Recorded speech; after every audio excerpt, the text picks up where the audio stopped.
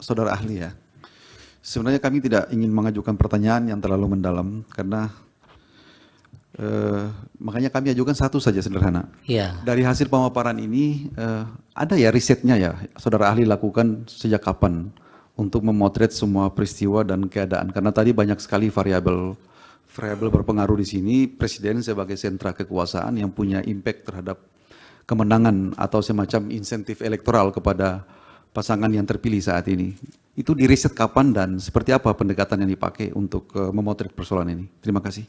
Baik, dari Bawaslu cukup. Dari Hakim, Yang Mulia Pak Daniel, dipersilakan.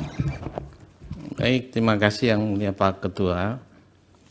Ahli mungkin bisa membantu memberikan pengayaan dalam kaitan dengan peran Presiden ya.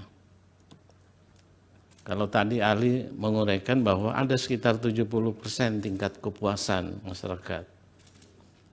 Dalam proses pemilu, 2 pemilu sebelumnya, ini ada anomali karena gini, 2 pemilu sebelumnya, baik di Sumatera Barat maupun di Aceh, itu dimenangkan oleh Pak Prabowo. Sebaliknya justru pemilu sekarang, itu di 2 tempat itu Pak Prabowo tidak menang. Nah ini ada anomali, kira-kira faktor apa? Apakah ada signifikan dengan faktor figur atau ada faktor-faktor lainnya? Terima kasih. Baik, silakan dijawab singkat-singkat. Baik, terima kasih Yang Mulia, terima kasih atas pertanyaan-pertanyaannya.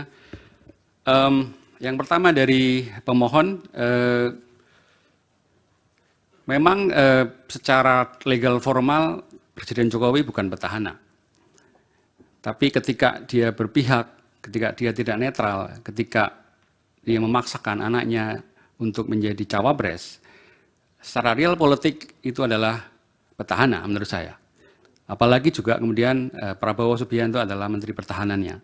Jadi dalam hal ini saya lihat ketika Jokowi misalnya turun ke masyarakat membagi-bagikan bansos, ya dalam persepsi publik saya kira dia adalah bagian dari petahana.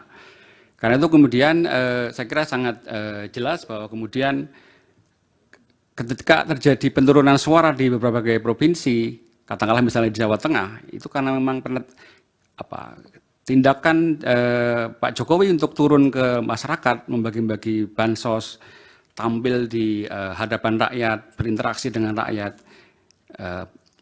itu semuanya memperkuat ketokohan dari Pak Jokowi sebagai figur yang tadi saya sampaikan, figur yang populis, figur yang merakyat.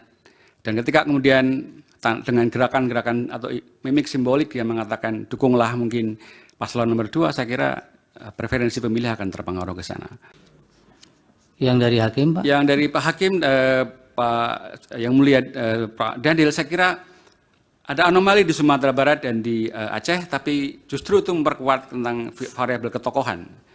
Variabel ketokohan di pemilu 2019 ketika Prabowo menang di sana saya kira cukup kuat karena afiliasi atau identiti yang dibangun oleh Pak Prabowo saya kira mengarah pada afiliasi Muslim ya.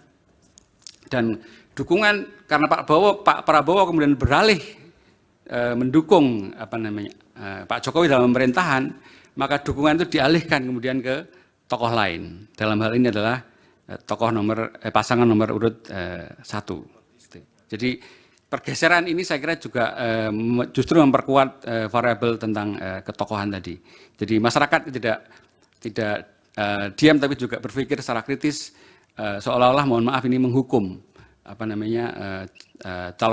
paslon nomor 2 karena dianggap mungkin beralih dukungan dari menuju pada Pak Jokowi yang dulu mungkin tidak dipilih tidak menang di Sumatera Barat dan di Aceh.